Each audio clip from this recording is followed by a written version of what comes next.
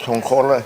I'm glad to get the opportunity to talk about this Migration Pact. And at the outset, I'm totally opposed to this pact, as the people, most people in the country are. And in the last council election a few weeks ago, the biggest issue was the immigration issue. And the people don't trust the ministers with this pact. And it was very disingenuous of Minister McEntee last night trying to confuse the issue by saying we need migrant workers.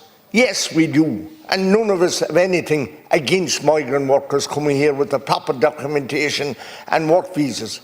And yes, we have no problem with people who come here genuinely distressed.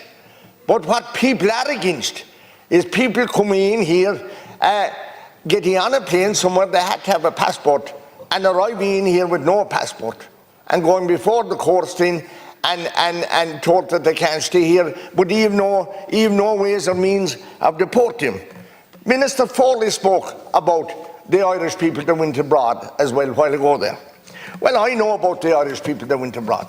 My grandmother left Muckross in 1907, and she had to be claimed by her brother, and he had to have accommodation for her, and he had to have work for her. My aunts and uncles, the first aunt went out and she had to be claimed by her uncle, and then she claimed the rest of them as they went, and they had to have jobs for each other. That was what happened there, and don't be trying to confuse the issue. You're being very unfair. But what people, you said, Minister, last night that we don't have any plan. He have no plan. He proved him no plan. He'll give you out things this evening at one arm of the government, and he'll come along tomorrow morning and pick him up and dump him. That is not a plan. If you take them to court, they are told they won't get asylum, yet there's no one to deport them. Government and Taoiseach and Taoiseach and the Greens are ramming this hurried bill through this chamber tonight when the vast majority of our people are totally and absolutely against this pact. Why don't they allow the people to have their say by having a referendum? Why can't the government bring in their own rules? Is there a promise of big jobs in Europe? You're not being truthful, as the pact is not clearly defined. Minister Garment says maybe 30,000, 20,000 could come. That 30,000 is 600 a week. We don't have staff or facilities to process these applications. I'm pleading to every deputy here tonight, especially the backbenchers, to vote against this. Because in a short few weeks, he'll all have to go back to the doors again, and the people are totally and absolutely opposed to this, against this pact. It can't be right that I have to come here to this chamber to ask for the same concessions for our own Irish people as being afforded to Ukraine refugees, who are getting social welfare, housing, hotels, school transport as they request, 800 tax-free to landlords who house them, or who would rent houses to them. They can't do this to carry people. Medical cards, and they're not even sick. 70 asylum seekers are housed in the Holiday Inn right beside a 90-year-old woman in the Muckross Road. Why have local people stopped walking the usual footpaths and walking loops around Killarney? I know why, but you need to find out. Kerry has the second highest number of, next to Dublin, of refugees and asylum seekers. Impacting on our medical service, we don't have even one extra GP in Killarney.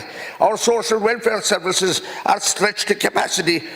36% of our hotel beds are being used by refugees and asylum seekers, clearly reducing footfall to all the other hospitality outlets. No one here, there or anywhere can accuse me of being racist. For over 20 years I've helped Bangladeshi community and many other migrants from other communities in many different ways. The government is only able to provide hotel beds and tents. We have no homeless centre even in Killarney. No. Anyone that becomes homeless, they have to go to Tralee with children and all, and they have no transport back to Killarney to their schools.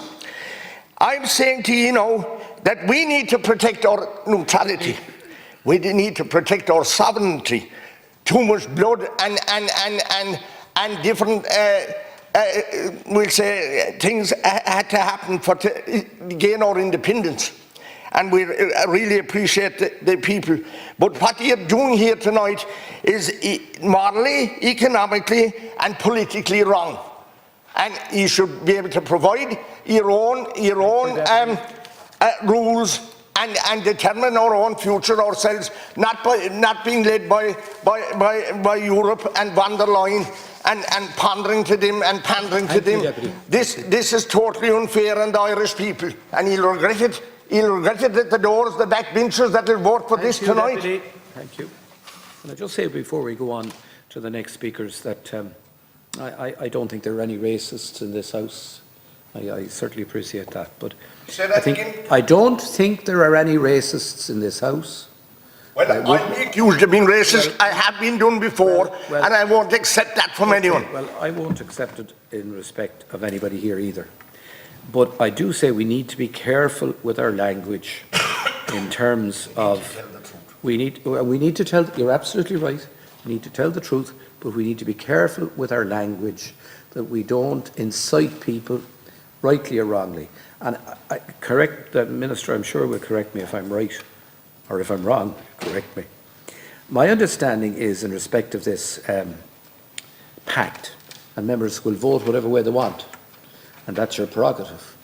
But pact or no pact, Ireland will still have an obligation in international law to allow people who wish to claim asylum come to the country and make that claim. So pact or no pact, that will still happen. So the idea that if you vote any particular way on the pact, that's going to change all that, it won't change it one. It won't. No. It won't change.